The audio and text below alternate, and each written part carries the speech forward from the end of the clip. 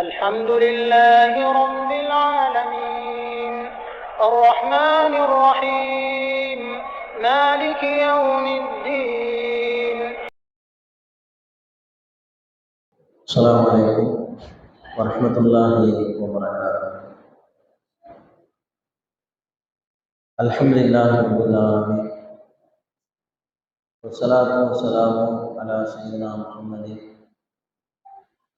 وعلى آله وصحبه أجمعين. அன்புக்குரியவர்களே, அல்லாஹ்வுடைய கிருபையால்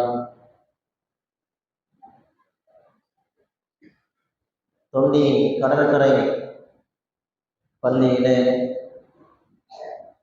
கலங்கரை விளக்கமாக திகழக்கூடிய பாசத்திற்குரிய அன்பு நண்பர் ஜமால் காசிஃபி அவர்களுடைய முயற்சியால் 5 ஆண்டு கால ஹயாத்து சஹாபா நிறைவு விழாவும் 2 வருடத்தினுடைய தஃப்சீரா விரிவுரையினுடைய நிறைவு விழாவும் நடைபெற்று வருகிறது. குடும்பத்தில் மூத்த பிள்ளையாகவும் பிறக்கக்கூடாது, பேச்சாளர்களில் இறுதி பேச்சாளர்களாகவும் இருக்கக்கூடாது என்று சொல்வார்கள். கிட்டத்தட்ட அந்த ஒரு சூழல். உங்கள் எல்லோரையும் நீண்ட நேரம் பேசி மேராஜுக்கு அனுப்புவதை நான் விரும்பவில்லை. ஒரு சில விஷயங்கள் மாத்திரம் எனக்கு கொடுக்கப்பட்ட தலைப்பிலே இன்ஷா அல்லாஹ் ஒரு 1/4 மணி நேரத்திலே முடித்துக் கொள்வேன். நிறைய தொடர்கள் ஹதீஸ்கள் குறித்த ஆய்வரங்கம் சிறப்பாக நடைபெற்றது. அதிலே கல்வி கடல் எங்களுடைய பாசத்திற்குரிய தலைவர் காசிம் ஹசரத் அவர்கள் நிறைய அறிவிப்பாளர்களை சொன்னார்கள். அதிலே ஒரு அறிவிப்பாளர், உன் அம்மா சொன்னால்தான் உன் வாப்பாவையே தெரியுமடா, அவளும் சொல்லவில்லை என்றால் தப்பாகத்தான் போகுமடா. பை இளையராஜா. அழகான ஒரு ராபியினுடைய பெயரை சொல்லிவிட்டு போயிருக்கிறார். அச்சத்தை அவங்கள காணும். அன்புக்குரியவர்களே, திடீரென்று இந்த ஹதீஸினுடைய ஆய்வரங்கம் நடத்துவதற்கு காரணம் என்ன? ஈமானில் பலகீனம் ஏற்படுகிறது. தயவு செய்து நீங்கள் கவனிக்க வேண்டும். நபிகள் நாயகம் ஸல்லல்லாஹு அலைஹி வஸல்லம் அவர்கள் ஒரு நபித்தோழரிடம் இப்படி சொன்னார்களாம். அவருக்கு பெயர் அப்துல்லா என்று பெயர். அவருடைய மகன் கற்களை வைத்து விளையாடி கொண்டிருந்தார். கல்லை வச்சு விளையாடிட்டு இருந்தார். அப்ப நபிகள் நாயகம் ஸல்லல்லாஹு அலைஹி வஸல்லத்தினுடைய தோழர் அப்துல்லா என்பவர், அதாவது அந்த பையனுடைய வாப்பா, போய் சொன்னாரு, ரசூலுல்லாஹ் கற்களை வைத்து விளையாடுவதை தடுத்திருக்கிறார்கள், கல்லை வச்சு விளையாடுவதை தடுத்திருக்கிறார்கள். ஏன் தடுத்தார்கள் என்று கேட்டால், அந்த கற்களை வைத்து மிருகங்களையும் வேட்டையாட முடியாது, எதிரிகளையும் அடிக்க முடியாது, எதிரிகளையும் வீழ்த்த முடியாது என்று சொன்னார். நல்லா தெரிஞ்சுக்கணும், கூடாது என்று சொல்லவில்லை, மிருகங்களை வேட்டையாட முடியாது, அதுபோல எதிரிகளையும் வீழ்த்த முடியாது என்று பெருமானார் ஸல்லல்லாஹு அலைஹி வஸல்லம் சொன்னார்கள். எனவே கல்லை வைத்து விளையாடுவதை நீ தவிர்த்து கொள் என்று தனது மகனிடம் சொன்னார். விளையாட்டு கூட அர்த்தம் உள்ளதாக இருக்க வேண்டும். குதிரை பயிற்சி, வில் எறிவது, அம்பு விடுவது, மல்யுத்தம், இத்தனை விளையாட்டுகளுக்கு பின்னாலும் ஒரு மனிதன் வீரதீரனாக எதிர்காலத்திலே வர வேண்டும் என்பதற்காக விளையாட்டு கூட இஸ்லாத்தில் அர்த்தமுள்ள விளையாட்டு தான் இருக்கிறது. மேலதிகமா ஒரே ஒரு விளையாட்டை மட்டும் எக்ஸ்ட்ரா சொல்லி கொடுத்தாங்க ரசூலுல்லாஹ். கணவனும் மனைவியும் விளையாடக்கூடிய விளையாட்டு கூடும் சொன்னாங்க. பிரியத்திற்குரிய இல்லத்தரசியிடம், பிரியமான அன்பரிடம் விளையாடுவது கூடும் என்று சொன்னார்கள். கல்லை வச்சு விளையாட வேண்டாம். காரணம், அது மிருகங்களை தாக்க முடியாது, வேட்டையாட முடியாது, எதிரிகளை வீழ்த்த முடியாது. மாறாக பக்கத்தில் இருக்கக்கூடியவர்களுடைய கண்களை அது பதம் பார்க்கும். நீ விளையாண்டுட்டே இருக்கும் பொழுது ஒருத்தவர் கிராஸ் ஆனார்னா அவருக்கு அடிபடும் என்றார்கள் நபிகள் நாயகம்.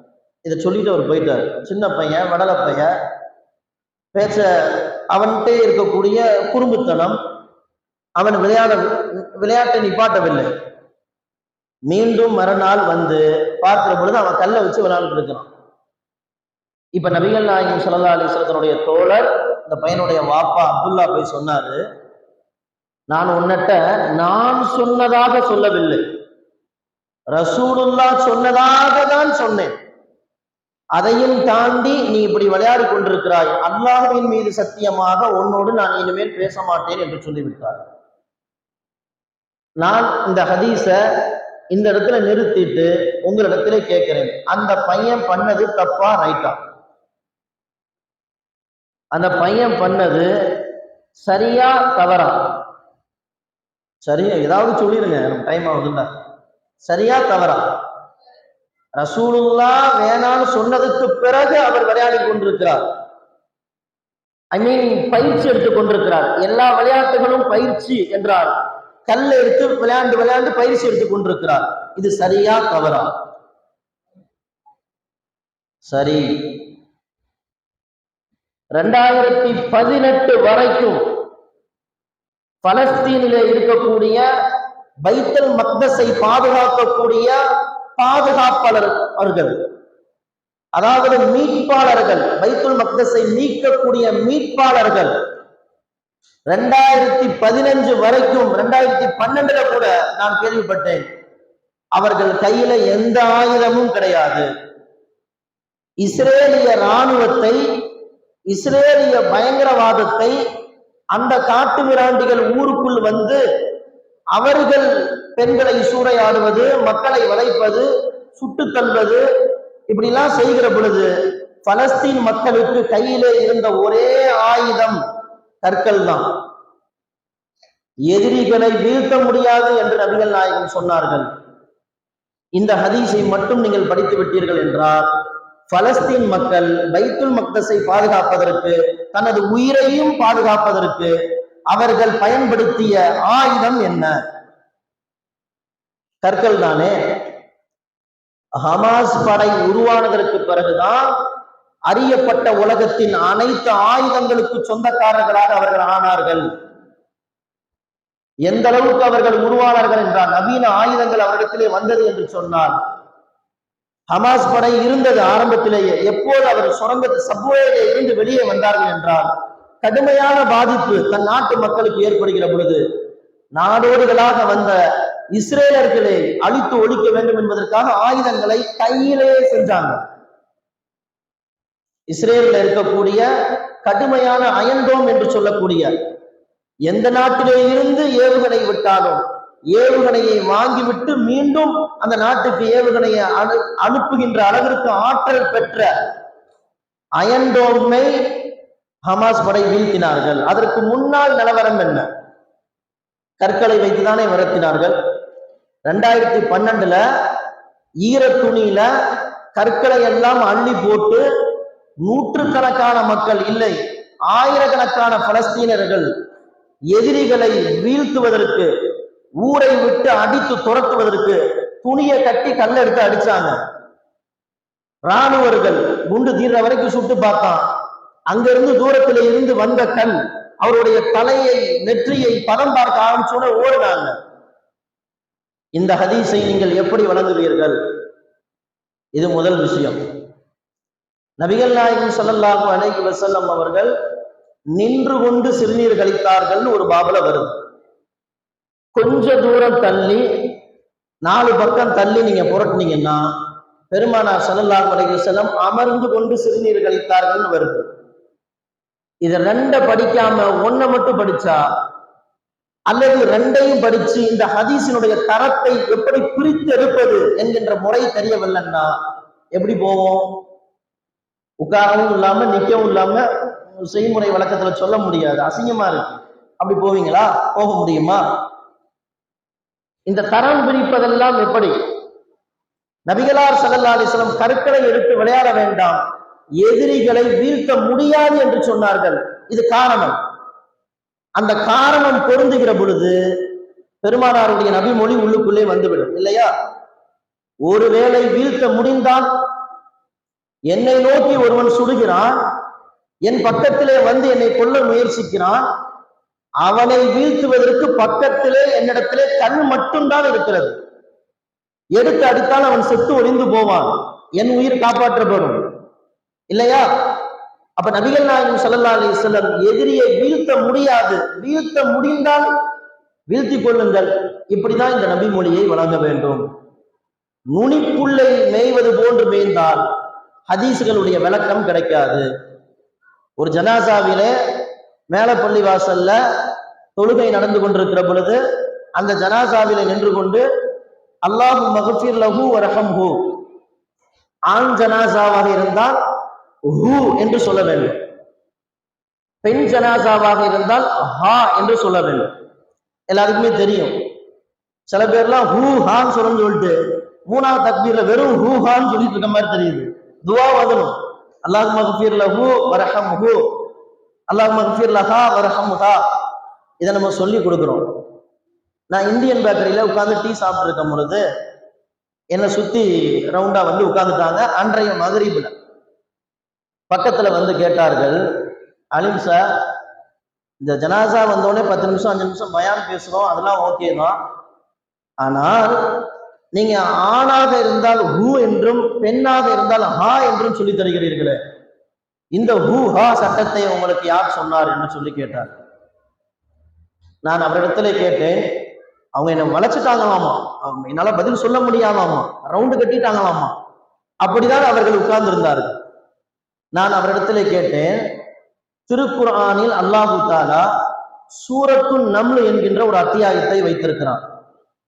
அந்த அத்தியாயத்திற்கு பெயர் எறும்பு என்ற அத்தியாயம்.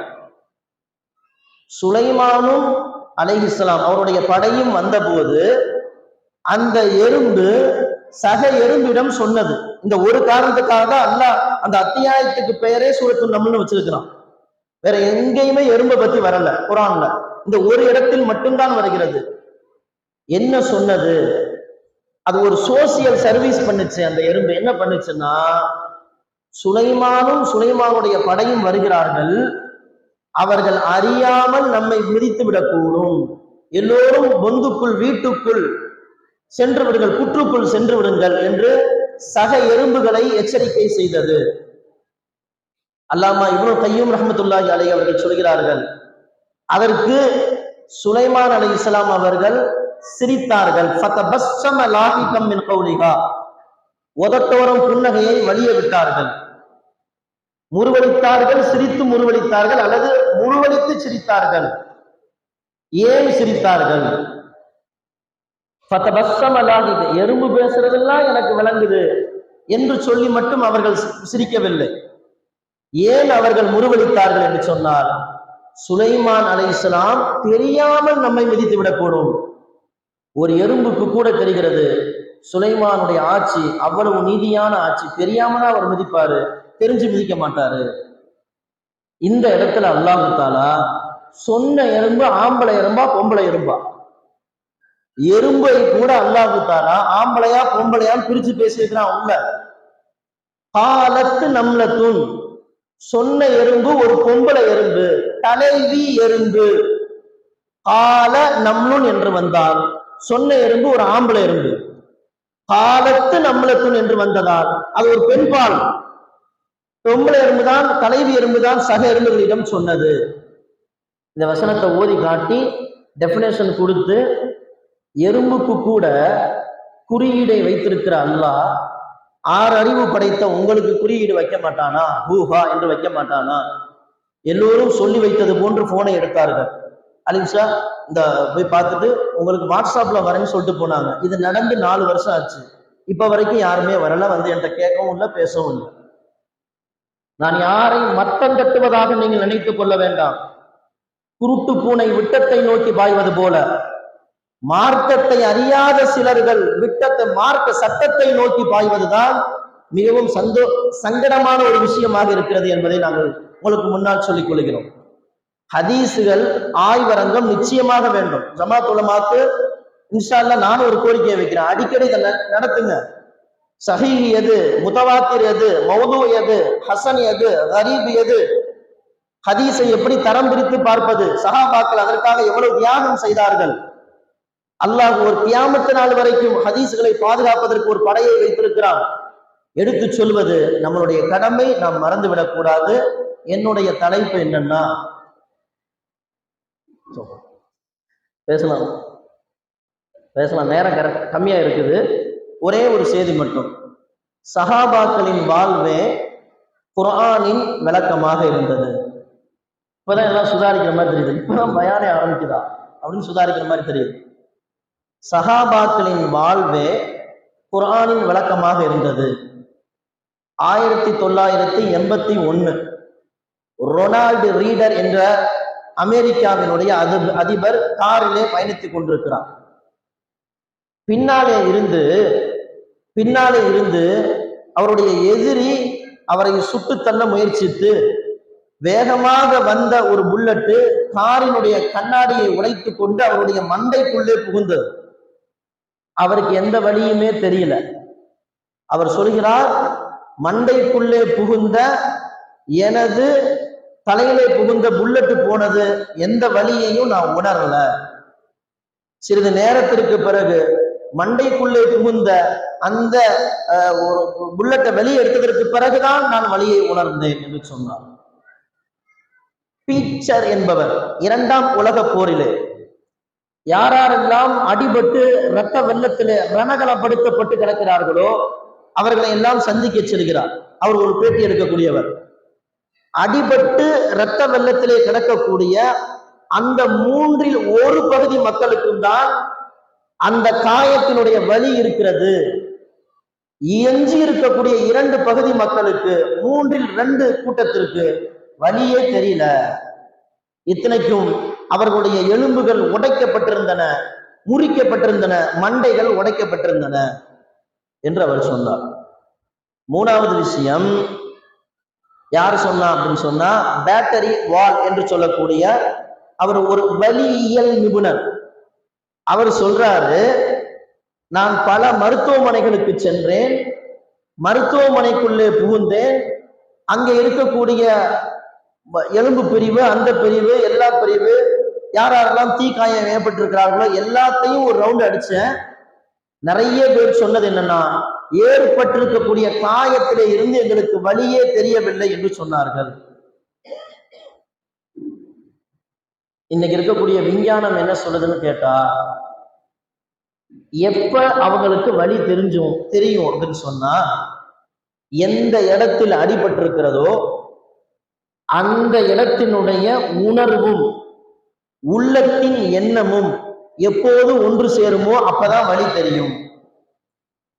ஒரு சில பேருக்குலாம் தலையில லாரி ஏறி இறங்கியிருக்கும், காலில் லாரி ஏறி இறங்கியிருக்கும், ரத்தம் ஓடிக்கொண்டிருக்கும், ஆனா அதே இடத்தை பார்த்துட்டே உட்கார்ந்துருப்பாங்க. காரணம் என்னன்னா, அவங்க மயக்க நிலைக்கு போய் விட்டார்கள். வலி ஏற்பட்ட காயம்பட்ட இடத்தில் வலியையும் உள்ளத்தின் உணர்வும் எப்ப சேருகிறதோ அப்பதான் வலி தெரியும். அல்லாஹு தாலா திருக்குரான்ல இன்ன நாஷிஅத்தல் லைலி ஹிய அஷத்து வத்வஅ வ அக்வமு கீலா, இந்த ஒரு வசனத்தை தான் சொல்ல போறேன், ஒரு 5 நிமிஷம் எடுத்துக்கிறேன். அல்லாஹ் சொல்லுகிறான், குர்ஆனை ஓதுவதற்கு ஏதுவான நேரம் எந்த நேரம் என்றால் மக்கள் எல்லாம் உறங்கி கொண்டிருக்கக்கூடிய நடுநிசை நேரம், நிசப்தமான நேரம், ஒரு குண்டு ஊசி கீழே விழுந்தாலும் பிளான் என்று சத்தம் வரக்கூடிய அந்த அமைதியான நேரம், எந்த கூச்சலும் இல்லாத நேரம், குர்ஆனை ஓதுவதற்கு ஆக ஏதுவான நேரம் இந்த நேரம்தான் என்று அல்லாஹ் சொல்லிவிட்டு வத்வஅன் என்கின்ற ஒரு வார்த்தையை பயன்படுத்துகிறான். சஹாபாக்கள் குர்ஆனுடைய விளக்கமாக எப்படி இருந்தார்கள் என்பதை பாருங்கள். வத்வ என்கின்ற அரபு சொல்லுக்கு அர்த்தம் என்னவென்றால், ஆணும் பெண்ணும் சேரக்கூடிய உடலுறவு வாழ்க்கைக்கு சொல்லப்படும். அல்லாஹு தாலா குரான்ல குரானை ஓதுவதற்கு இந்த வார்த்தையை சொல்லிட்டு ஆணும் பொண்ணும் சேர்றத பத்தி ஏன் சொல்லணும்? நல்லா தெரிஞ்சுக்கோங்க, குரான்ல எந்த வார்த்தையும் வீணாக வரல. சரியாக 12 மாதம் என்ற வார்த்தை 12 இடத்துல வருது. நாள் என்கின்ற வார்த்தை சரியாக 365 இடத்துல வருது. சூரத்துல் கஹ்ஃப் என்கின்ற ஒரு அத்தியாயம் இருக்கிறது, உங்களுக்கு தெரியும். அந்த கஹ்ஃப் என்றால் குகை என்ற அர்த்தம். குகை எங்க இருக்கும்? குர்ஆன்ல குகை என்கின்ற அத்தியாயம் எங்க இருக்குன்னா குர்ஆனுடைய சென்றாதான் இருக்குது, நடுப்பகுதியில இருக்கு. குகை எங்க இருக்கும்னா மலையினுடைய நடுப்பகுதியில் தான் குகை இருக்கும். அதுபோல குர்ஆனுடைய வாக்கியங்களை எல்லாம் நீங்கள் எண்ணி பார்த்தால் அதனுடைய நடு வார்த்தை எது? நடு வார்த்தை, சரியான நடு வார்த்தை வல் யதலத்தஃப் என்கின்ற வார்த்தை. அந்த வார்த்தை சூரத்துல் கஹ்ஃப்ல தான் இருக்கு.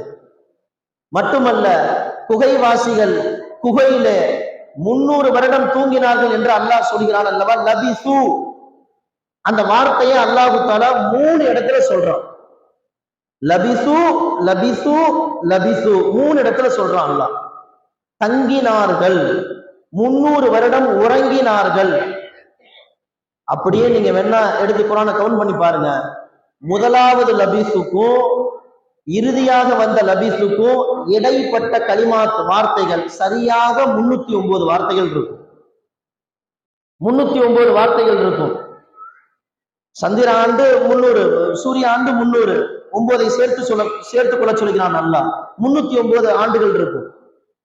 அதே மாதிரி தங்கினார்கள் என்கின்ற வார்த்தையிலே ஆரம்பித்து அவர்கள் 300 வருடம் உறங்கினார்கள் அல்லாஹ் சொல்றாங்க. சரியா 300வது வார்த்தையாக இருக்கும்.